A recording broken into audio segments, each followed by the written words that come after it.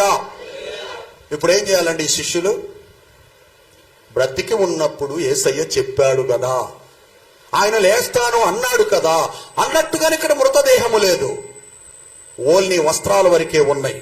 అంటే ప్రభువు లేచాడు, ప్రభువు లేచాడు.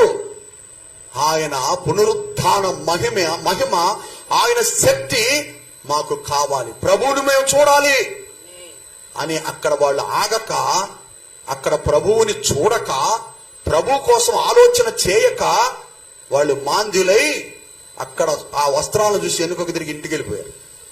దేవునికి మహిమ కలుగును గాక. హల్లెలూయా, హల్లెలూయా. వెనుకకు తిరిగి ఇంటికి వెళ్ళిపోయారు. ఇప్పుడు వీరిలో ఏం కనిపిస్తుందో ఒక్కసారి మనం ఇక్కడ ఆలోచన చేయాలి. ఏం కనిపిస్తుంది? ప్రభు మాటలు విని వాటిని నమ్మేటువంటి మనస్తత్వం వీరిలో కనపడలేదు ఇక్కడ.